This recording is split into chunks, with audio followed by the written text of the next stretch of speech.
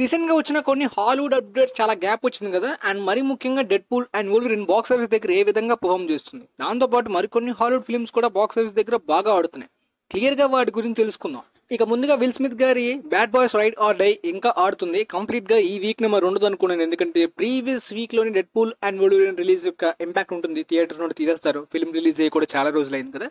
But still film అయితే మాత్రం 3 millions add చేసుకుంది మొత్తంగా ఈ వీక్ కలిపి.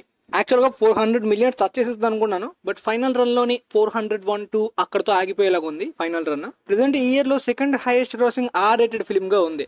నెక్స్ట్ మరి మనకి గ్లాడియేటర్ 2, జోకర్ 2 వస్తున్నాయి సీక్వెల్స్. అవి ఏమైనా ఆర్ రేటెడ్ లో రికార్డ్స్ పెట్టచ్చు, అప్పుడు ఈ ఫిల్మ్ ప్లేస్ అనేది మారుతుంది. బట్ ఈ ఫిల్మ్ కు ఒక ఎఫెక్ట్ అనేది అయిపోయింది, ఒక అచీవ్మెంట్ దగ్గర వరకు వెళ్ళి మిస్ అయిపోయింది అనమాట. 200 మిలియన్స్ నార్త్ అమెరికాలోని ఆర్ రేటెడ్ లోని బ్యాడ్ బాయ్స్ ఫర్ లైఫ్ కొట్టేసింది కదా. ఈ రైడ్ ఆర్ డై 200 మిలియన్స్ కాదు, అంతకన్నా ఎక్కువ కొట్టి ఇలాంటి పొటెన్షియల్ ఓపెనింగ్స్ బట్టి. బట్ దగ్గర వరకు వెళ్ళి 193 మిలియన్స్ దగ్గరలోనే ఆగిపోయింది ఫిల్మ్. నార్త్ అమెరికాలో ఈ ఎఫెక్ట్ కారణం ఏంటంటే క్లాష్ అనమాట. గ్యాప్స్ లేకుండా ప్రతి వీక్స్ లో కూడా కొత్త ఫిల్మ్స్ అనేవి వస్తూ ఉన్నాయి. డిస్పెక్బుల్ మీ, ఇన్సైడ్ అవుట్, దాంతో పాటు చాలా ఫిల్మ్స్, క్వైట్ ప్లేస్ డే 1 గానీ ఇలా. సమ్మర్ నుండి ఇదే ప్రాబ్లం హాలీవుడ్ కి. పోతే ఇక ఇన్సైడ్ అవుట్ 2 అయితే ఈ ఇయర్ లో హైయెస్ట్ గ్రాసర్ గా మాత్రమే కాదు, one of the highest grossing films of all time list లోకి వెళ్ళిపోయింది. యానిమేటెడ్ జాన్రా, యానిమేటెడ్ ఫిల్మ్స్ లోని ఆల్ టైమ్ రికార్డ్ ఆల్రెడీ పెట్టేసింది. ఇక ఈ ఇయర్ లో వచ్చే ఫిల్మ్స్ దీన్ని బీట్ చేయాలంటే కష్టమే అన్నట్టు అనిపిస్తుంది. స్టిల్ పాసిబుల్ ఛాన్స్ ఉందా అంటే అది ఒక రేర్ ఫీట్, చెప్పలేం, అసలు ఇంపాసిబుల్ ఫీట్. ఇక లయన్ కింగ్ ని బీట్ చేయాలంటే ఈ ఫిలిం ఇంకొక 100 మిలియన్స్ దాటి కలెక్ట్ చేయాలి. స్టిల్ పాసిబుల్ అంటే ఆ విధంగా కనిపిస్తుంది. మరి రన్ అయితే మాత్రం ఇంకా స్లో అవ్వలేదు. ప్రతి ఒక్కరి ప్రెడిక్షన్స్ ప్రకారం 1.6 ఆర్ 1.7 బిలియన్స్ వరకు కూడా వెళ్ళేలా కనిపిస్తుంది. యానిమేటెడ్ ఫిల్మ్స్ లో ఫుల్ పొటెన్షియల్ లాంగ్ రన్ లో వాడుకుంటే ఈ విధంగా ఉంటుంది. ఈ రికార్డ్ ని బ్రేక్ చేయాలంటే ద లయన్ కింగ్ లాంటి పవర్ ముఫాసాకు ఉందన్నమాట. ముఫాసా టాక్ గానీ అద్భుతంగా వచ్చింది అనుకోండి. ఫస్ట్ పార్ట్ లయన్ కింగ్ అయితే మిక్స్డ్ టాక్ వచ్చింది, ముఫాసాకి క్రిటికల్ ఎక్లెయిమ్డ్ రివ్యూస్ వస్తే ఈ రికార్డ్ ని బ్రేక్ చేయొచ్చు ఈ ఇయర్ లో. ఇక క్వైట్ ప్లేస్ డే 1 కూడా ఇంకా ఆడుతుంది థియేటర్స్ లోని. కొన్ని ఫిల్మ్స్ ఏంటంటే ఒక 2 వీక్స్ 10 డేస్ తర్వాత కంప్లీట్ గా వాష్ అవుట్ అయిపోతాయి, ఆగిపోతాయి. బట్ ఈ ఫిల్మ్ కి లక్ ఎలా ఉందంటే నెగిటివ్ టాక్ తో కూడా ఎంతవరకు అంటే ఇంకొక 5 మిలియన్స్ కూడా ఈ వీక్ లో యాడ్ చేసుకుని 258 మిలియన్స్ ఇప్పటిదాకా కలెక్ట్ చేసింది. ఫైనల్ రన్ ఎక్కడతో 260 మిలియన్స్ ఎక్కడతో ఆగిపోవచ్చు మహా అయితే. ఇక ఆ తర్వాత డిస్పెక్బుల్ మీ 4th పార్ట్ మరొకసారి ఆ ఫ్రాంచైజ్ పవర్ పూల్ ని ఫ్యామిలీ స్కిట్స్ మీద లాంగ్ రన్ లో విపరీతంగా చూపిస్తుంది అనమాట. ప్రీవియస్ వీక్ కి ఈ వీక్ కి స్టిల్ 80 మిలియన్స్ యాడ్ చేసుకుంది. ఇప్పటిదాకా వరల్డ్ వైడ్ గా 752 మిలియన్స్ దాటి కలెక్ట్ చేసింది. సో ఫైనల్ రన్ లో యాజ్ యూజువల్ గా 900 మిలియన్స్ దాటే కలెక్ట్ చేస్తుంది. సినిమా అయితే మాత్రం అంత మ్యాటర్ లేదు చెప్పాలంటే, బాగా యావరేజ్ కన్నా తక్కువ అని చెప్పొచ్చు. బట్ ఈ ఫ్రాంచైజ్ పవర్, ఫ్యామిలీ స్కిట్స్ వీళ్ళని చూడడానికి, ఆ మినియన్స్ కామెడీ చూడడానికి ఖచ్చితంగా వెళ్ళిపోతున్నారు ఎలా అయినా. ఇక ఆ తర్వాత ట్విస్టర్స్ అయితే మాత్రం మనం ప్రీవియస్ వీక్స్ లో మాట్లాడుకుంటున్నట్టే North America biggest plus guys ఈ ఫిల్మ్ కి. డెడ్ పూల్ అండ్ వోల్వరిన్ గానీ లేదంటే ఈ సినిమా విపరీతమైన కలెక్షన్స్ చూస్తుండేది. 500 బిలియన్ కూడా కొట్టేసింది. అది కూడా ముఖ్యంగా నార్త్ అమెరికా కాంట్రిబ్యూషన్ గట్టిగా వచ్చేది. ఎందుకంటే ఇంటర్నేషనల్ బాగా వీక్ గా ఉంది ఓపెనింగ్స్ నుండి కూడా. ఎందుకంటే ఇది ఒక పెద్ద ఫ్రాంచైజో లేదంటే పాపులర్ గా ఇంటర్నేషనల్ గా రిలీజ్ చేసి పాన్ వరల్డ్ గా అలాంటివి ఏం చేయలేదు. అండ్ బస్ కూడా ఉండదు. బట్ నార్త్ అమెరికా అడ్వాంటేజ్ చాలా హెవీగా ఉంది. But dead pool and Wolverine కన్నా కేవలం 1 వీక్ ముందే రావడం ఒక బిగ్ మైనస్. వాళ్ళు రిలీజ్ డేట్ ని చూసుకోవాల్సింది సరిగ్గా. బట్ ఇంటర్నేషనల్ గా అన్ని కంట్రీస్ లో ప్రాపర్ గా బ్రేక్ అయిన అవుతుందో లేదో తెలియదు కానీ నార్త్ అమెరికాలో వచ్చే ప్రాఫిట్స్ అయితే ఎక్స్పెక్టేషన్స్ కన్నా హెవీగా ఎక్కువగా వచ్చాయి. కాబట్టి స్టిల్ ఇప్పటికే డెడ్ పూల్ అండ్ వోల్వరిన్ వచ్చిన తర్వాత కూడా ఈ వీకెండ్ లో కూడా ఈ ఫిలిం సెకండ్ హైయెస్ట్ లో ఉందన్నమాట. న్యూ ఫిలిమ్స్ వచ్చిన దానికన్నా సెకండ్ హైయెస్ట్ లో స్టిల్ ఈ ఫిలిం కంటిన్యూ అవుతుందంటే అర్థం చేసుకోవచ్చు. రెస్పాన్స్ అక్కడ చాలా బాగుంది. అండ్ ఆల్రెడీ ఇప్పటిదాకా 275 మిలియన్స్ ని కలెక్ట్ చేసింది. వరల్డ్ వైడ్ గా బ్రేక్ ఇన్ అవ్వాలంటే ఈ ఫిలిం 310 మిలియన్స్ దాటి కలెక్ట్ చేయాలి. బట్ నార్త్ అమెరికాలో వచ్చిన హెవీ ప్రాఫిట్స్ వల్ల, నార్త్ అమెరికాలో ట్యాక్స్ తక్కువ కట్ అవుతుంది కదా, ఆ ప్రాఫిట్స్ అనేవి ఎక్కువ వస్తాయి కదా, ఆ బెనిఫిట్ వల్ల ఈ ఫిలిం ఫాస్ట్ గా బ్రేక్ ఇన్ అయితే ఓపెనింగ్స్ నుండే అందేసుకోవడానికి దగ్గరలో ఉంది. ఇంకొక 10 మిలియన్స్ 20 మిలియన్స్ వచ్చేసి చాలు అనుకుంటా నార్త్ అమెరికాలో. ఈ ఫిలిం ప్రాపర్ గా వరల్డ్ వైడ్ గా బ్రేక్ ఇన్ అయిపోయినట్టే. ఇది ఒక రేర్ లక్ గా కుదిరింది. బట్ నార్త్ అమెరికాలో బాగా నచ్చింది ఫిలిం వీళ్ళకి. ఇక డెడ్ పూల్ అండ్ వోల్వరిన్ అయితే కొంతవరకు నార్త్ అమెరికాలో ఎక్స్పెక్ట్ చేసినట్టే అద్భుతంగా పర్ఫామ్ చేస్తుంది అనుకోవచ్చు.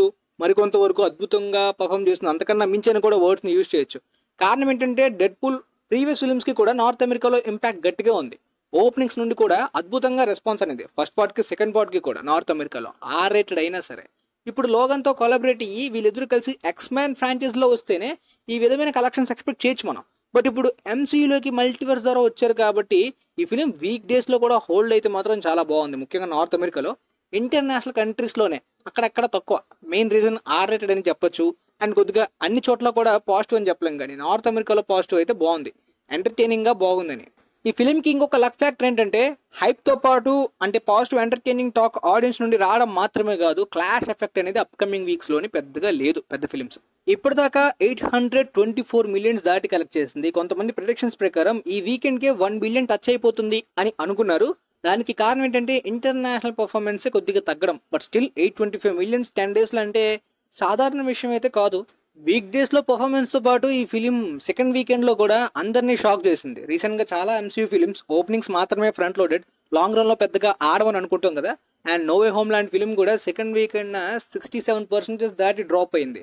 బట్ ఈ ఫిలిం అలా కాదు, చాలా మంచి హోల్డ్ ని సెకండ్ వీకెండ్ లో కూడా పెట్టుకుంది. కేవలం 54% డ్రాప్ మాత్రమే అయ్యిందంటే లాంగ్ రన్ గట్టిగా ఉంటుంది. అది కూడా ముఖ్యంగా నార్త్ అమెరికాలోనే. అది కూడా ఎంసీ ఫిలిమ్స్ కి ఈ విధంగా అనేది చాలా రేర్ గా జరుగుతుంది రీసెంట్ టైమ్స్ లో. 1 బిలియన్ ఫిక్స్. కాకపోతే ఇది అచీవ్మెంట్ నార్త్ అమెరికా గానీ అండ్ లాంగ్ రన్ లోని రన్ అవ్వడం కానీ. అండ్ డొమెస్టిక్ గా R-rated గా the passion of the Christ అనే మేల్ గిబ్సన్ గారి జీసస్ ఫిలిం అనేది ఆల్ టైమ్ రికార్డ్ అనమాట నార్త్ అమెరికాలోని. R-rated గా 20 సంవత్సరాలు నడిపించింది ఆ రికార్డ్ ఆ ఫిల్మ్. బట్ ఇప్పుడు ఆ 20 సంవత్సరాల తర్వాత dead pool and Wolverine north అమెరికాలోని ఆ రికార్డ్ ని బ్రేక్ చేసింది. Present top third highest crossing R-rated record పెట్టింది. ఫైనల్ రన్ లో ఈజీగా all time record number 1 position. But ఆ నెంబర్ 1 పొజిషన్ ని జోకర్ 2 బీట్ చేస్తుందో లేదో మనం చూడాలి. ఇక ప్రస్తుతానికి ఈ ఫిలిం ప్రాఫిట్స్ కన్నా ముందు ఇండియాలో ఎంత కలెక్ట్ చేసిందో మాట్లాడుకుందాం. ఇండియాలోని 109 crore net and 137 crore gross అయితే ఇండియాలో కలెక్ట్ చేసింది. R-rated గా సెకండ్ హైయెస్ట్ గ్రాసింగ్ ప్లేస్ లో ఉంది. ఫస్ట్ ప్లేస్ లో అపెన్హైమర్ 157 crore గ్రాస్ అయితే ఇండియాలో R-rated గా కలెక్ట్ చేసింది. పోతే ఫైనల్ రన్ లో డెడ్ పూల్ అండ్ వోల్వరిన్ అపెన్హైమర్ ని బీట్ చేస్తుంది. కానీ అప్పట్లోని జోకర్ ఆల్ టైమ్ రికార్డ్ ఉండేది. కేవలం 500 స్క్రీన్స్ మాత్రమే ఇండియాలో ఇచ్చారు. సైరా వార్ అలాంటి క్లాష్ టైమ్ లో ఫిల్మ్ రిలీజ్ అయింది. డబ్బింగ్ కూడా లేదు. కేవలం 500 స్క్రీన్స్ లోనే 70 crore నెట్వర్క్ కలెక్ట్ చేసి సెన్సేషన్ పెట్టింది అప్పట్లో జోకర్.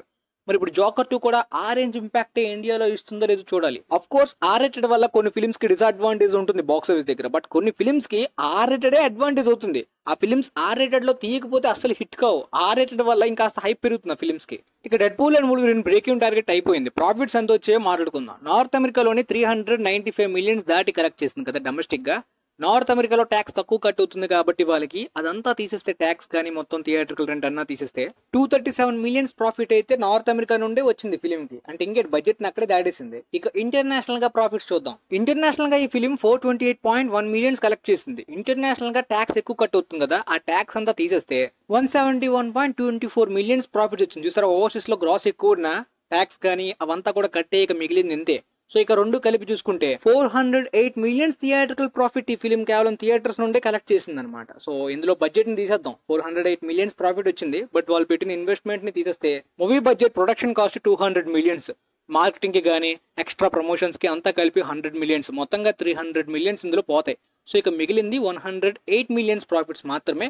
బట్ స్టిల్ ఈ ఫిలిం ఇంకా లాంగ్ రన్ ఉంది కదా, అందులో కూడా యాడ్ అవుతుంది. బట్ ప్రస్తుతానికి 10 days కలుపుకుంటే ఈ ఫిలింకి వచ్చిన ప్రాఫిట్స్ 108 మిలియన్స్. అంటే బ్రేక్ ఈవెన్ టార్గెట్ అచీవ్ చేసేసి సూపర్ హిట్ కాదు, బ్లాక్ బస్టర్ రేంజ్. 100 మిలియన్స్ దాటి ప్రాఫిట్స్ ఎప్పుడైనా వచ్చిందంటే అది బ్లాక్ బస్టర్ వెయిట్. ఇది కేవలం థియేటర్స్ ప్రాఫిట్ మాత్రమే. ఇంకా తర్వాత వాళ్ళకి వీడియో ఆన్ డిమాండ్ ఉంటుంది, ఓటీటీకి ఉంటుంది, ఎక్స్ట్రాగా ప్రతి ఒక్క దానికి ఉంటుంది. అవన్నీ కలుపుకుంటే వీళ్ళకి ఫైనల్ గా 500-600 మిలియన్స్ ప్రాఫిట్స్ వస్తాయి ఈ ఫిలిం నుండి. చూద్దాం ఫైనల్ రన్ లో ఎంత ప్రాఫిట్స్ ఈ ఫిలిం అరేంజ్ చేస్తుందో మనం. ఇక తర్వాత వీనమ్ ద లాస్ట్ డాన్స్ ఈ ఇయర్ లో మిగిలి ఉన్న సూపర్ హీరో ఫిలిమ్స్ లో చూసేద్దాం అనుకునే వాళ్ళలోని ఈ ఫిలిం కూడా ఖచ్చితంగా చూద్దాం అనుకుంటారు కదా. సో ప్రెసెంట్ అయితే ఈ ఫిలిం రీషూట్స్ అనేవి జరుగుతున్నాయంట. ఈ రీషూట్స్ వెనకాతలో ఉన్న కారణం చాలా మంది అనుకుంటుంది ఎంసీలోని చాలా చేంజెస్ జరిగాయి. ఆ చేంజెస్ ఏంటో మనం మొన్న SDCCలో చూసాం కదా. సో ఆ చేంజెస్ లో ఈ వీనమ్ ఫ్రాంచైజ్, అదే ఈ వీనమ్ వెర్స్ కూడా ఒక భాగమా. ప్రెసెంట్ వీనమ్ వెర్స్ పరిస్థితి కంప్లీట్ గా అయిపోయింది. ఆ విషయం సోనీకి కూడా అర్థమైంది. కంప్లీట్ గా ఆగిపోవచ్చు ఈ వీనమ్ వెర్స్. బట్ ప్రస్తుతానికి ఇప్పుడు ఎంసీలో మారిన ఆ చేంజెస్ అనేవి ఈ ఫిలిం తో క్రాస్ ఓవర్ అయ్యి అప్కమింగ్ సీక్రెట్ వార్స్ కి ఏమైనా ప్లాన్ చేసేలాంటి ప్లానింగ్ అని ఈ రీషూట్స్ వెనకాల ఉన్న రూమర్ నడుస్తుంది. అండ్ అది రూమర్ గా ఫేక్ గానే మిగిలిపోతుందా, లేదంటే నో వే హోమ్ లాగా మనం అన్ఎక్స్పెక్టెడ్ గా వీనమ్ అయితే ఎంసీలోకి రావడానికి చూసాం కదా, అదే విధంగా వచ్చే పాసిబిలిటీస్ ఉన్నాయో లేవో మరి చూడాలి. మరి సినిమా రిలీజ్ అయిన తర్వాతనే తెలుస్తుంది. ఆ తర్వాత అప్డేట్ విషయానికి వస్తే బెన్ అఫ్లెక్ అప్కమింగ్ గా హల్క్ హోగన్ WWE రెస్లర్ పాత్రలో కనిపించబోతున్నారంట. గాకర్ అనే ట్రయల్ లాసూట్ ఫిలిం లోనైతే మాత్రం ఈ పాత్రలో ఆయన కనిపించబోతున్నారు. బట్ ఇంతకన్నా ముందే క్రిస్ హెమ్స్వర్త్ అయితే హల్క్ హోగన్ పాత్రలోని బయోపిక్ ఫిలిం లోనే యాక్ట్ చేయాల్సింది. దాని గురించి ట్రాన్స్ఫర్మేషన్ కానీ చాలా జరిగాయి. ఆల్రెడీ సగం షూటింగ్ కూడా జరిగింది. జోకర్ ఫిల్మ్ డైరెక్టర్ టాడ్ ఫిలిప్స్ దాన్ని డైరెక్ట్ చేయబోతున్నారు. కాకపోతే సినిమా మధ్యలో ఆగిపోయింది. అది స్పెసిఫిక్ రీజన్స్ అయితే మనం వెతికి తెలుసుకోలేదు కానీ ఆ సినిమా అయితే మధ్యలోనే ఆగిపోయింది. బట్ ఇప్పుడు బెన్ అఫ్లెక్ ఈ హల్క్ హోగన్ పాత్రలో కనిపించబోతున్నారు. అది బయోపిక్ అయితే కాదు. ఇక ఆ తర్వాత అప్డేట్ విషయానికి వస్తే వాండా విజన్ లాస్ట్ కి మనకి కనిపించిన వైట్ విజన్ ఎక్కడికి వెళ్ళాడనే ఫ్యాన్ థీరీస్ చాలా వచ్చాయి. దాని గురించి పట్టించుకోరా, క్లారిటీ ఇస్తారా అనే డౌట్స్ లో ఉండిపోయాం. బట్ రీసెంట్ గా కెవిన్ ఫాగి చెప్పింది ఏంటంటే ఈ వైట్ విజన్ మీద సపరేట్ గా వెబ్ సిరీస్ రాబోతుందని చెప్తున్నారు. ఏంటా వైట్ విజన్ ఎక్కడికి వెళ్ళిందో చెప్పడానికి ఇంకొక సిరీసా అని అనిపిస్తుంది నాకు. ఎందుకంటే వాండా విజన్ కి సీజన్ 2 కూడా అవసరం లేదు. అండ్ సీజన్ 1 వల్లనే కాదు, చాలా వెబ్ సిరీస్ల వల్ల ఎంసీలో రీసెంట్ గా చాలా వరకు ఫాటిక్ గానీ నెగిటివిటీ మనం చూసాం. స్టార్ వార్స్ లో కూడా అదే ప్రాబ్లం డిస్నీ ప్లస్ లో. చిన్న రీజన్ కి కూడా ఒక వెబ్ సిరీస్ తీసేసి లాగేస్తున్నారు. సిడబ్ల్యూ లాంటి దరిద్రం అంటుకుంటుందన్నమాట. డైలీ సీరియల్ లాగా సిడబ్ల్యూ అయితే మాత్రం తరతరాలుగా వెబ్ సిరీస్ లో తీస్తూనే ఉంటారు ఎపిసోడ్స్ ద్వారా. అదొక మైనస్ పాయింట్ అనమాట. ప్రాపర్ రీజన్ లేనిది వెబ్ సిరీస్ తీస్తే అందరూ జనాలు అంత ఖాళీగా ఉండరు వెబ్ సిరీస్లో ఎక్కువగా ఎపిసోడ్స్ చూసేవాళ్ళు. సో మరి చూడాలి. కెవిన్ ఫాగి అయితే మాత్రం స్టార్ ట్రెక్ సీజన్ 3 డైరెక్టర్ని వాళ్ళనైతే మాత్రం దీంట్లో ఇంక్లూడ్ చేసే వర్క్ని కంటిన్యూ చేద్దామని అనుకుంటున్నారు. అఫ్ కోర్స్ అగతా హార్క్నెస్ యొక్క వెబ్ సిరీస్ కూడా చాలా మందికి అవసరం లేదు, ఎందుకు తీస్తున్నారు అన్నట్టు మాటలు వినిపిస్తున్నాయి, డిస్లైక్స్. ప్రెసెంట్ ఎంసీయూ చాలా మంచి ఫామ్ లో ఉంది కాబట్టి ఆ ఫామ్ లో వెళ్ళిపోవాలన్నమాట. డెడ్పూల్ అండ్ వూల్వరిన్ తర్వాత మళ్ళీ ఇలాగ అన్నెసరీగా క్రియేట్ చేసుకోకూడదు ఏమీ కూడా. ఇక ఆ తర్వాత rebel moon the director cut విషయానికి వస్తే నాకైతే రెబల్ మూన్ ఫస్ట్ 2 పార్ట్స్ చూసిన తర్వాతనే డైరెక్టర్ కట్ చూసే ధైర్యం కాదు కదా. ట్రైలర్ని కూడా నేను ఇంతవరకు చూడలే. ఒక ఫాలోవర్ అయితే చూడండి చెప్పండి అని అంటున్నా కూడా నాకు ఆ ధైర్యం కానీ ఇంట్రెస్ట్ కానీ రాలేదంటే మీరు అర్థం చేసుకోవచ్చు. ఇంకా ఇంత డ్యూరేషన్ టైంని స్పెండ్ చేసి చూసిన తర్వాత ఏం కూడా నచ్చలేదు అనుకోండి, చాలా రిగ్రెట్ ఫీల్ అవుతాం. టైం వేస్ట్ అయిపోయింది, ఈ క్వాలిటీ టైంలో ఇంకేమైనా చూడొచ్చు అని చెప్పి. అందువల్ల నేను రివ్యూ ఇవ్వలేదు. అఫ్ కోర్స్ నేను రివ్యూయర్నే రిస్క్ చేయాలి తప్పదు. బట్ నేను విన్నాను కొంతమంది ఫ్రెండ్స్ చెప్పింది ఏంటంటే 4-3 కొన్ని స్లో మోషన్ షాట్స్ని ఎక్కువగా పెంచారు, రేటెడ్ సీన్స్ని పెట్టారు తప్పించి సేమ్ అదే ఫిలింని రిపీట్ చేసినట్టు ఉంది తప్పించి ఇంకేం లేదు అందులో మ్యాటర్. సేమ్ అదే డిసప్పాయింట్మెంట్ అన్నారు. ఇక స్టోరీ విషయంలో నాకు స్టోరీ పాయింట్ నచ్చలేదు గైస్. తీసుకున్న పాయింట్ ఇంకా నేను ఎలా చూడగలను చెప్పండి. స్టోరీ పాయింట్ నచ్చింది అనుకోండి, ఎగ్జిక్యూషన్ లో మిస్టేక్ ఉంది కాబట్టి ఇంకా పర్ఫెక్ట్ ఎగ్జిక్యూషన్ అనేది డైరెక్టర్ కట్ లో ఉంటుందని ట్రై చేస్తాం. Batman versus Superman ultimate edition కానీ ఇక జస్టిస్ లీగ్ అయితే ఆయన డైరెక్ట్ చేయలేదు కాబట్టి స్నైడర్ కట్ స్టోరీ విషయం గురించి చూస్తాం. ఇక్కడ నేను తీసుకున్న స్టోరీ పాయింట్ ఎప్పుడో 10,000 BC మన ఇండియన్ సినిమాలో వచ్చిన స్టోరీని తీసుకున్నారు, స్టార్ వార్స్ అడాప్టేషన్ అని మిక్స్ పెట్టారు తప్పించి. ఇక వదిలేయండి, నా వల్ల కాలేదని చెప్తున్నాను అంతే. ఇక house of the dragon season 2 complete చేస్తాను, రేపు రివ్యూ అప్లోడ్ చేస్తాను. సో మొత్తానికి మీకైతే అప్డేట్స్ కానీ బాక్సెస్ అంతా క్లారిటీగా అర్థమైంది అనుకుంటా. వీలైతే వీడియో మీ ఫ్రెండ్స్కి కూడా షేర్ చేయండి. And thanks for watching guys.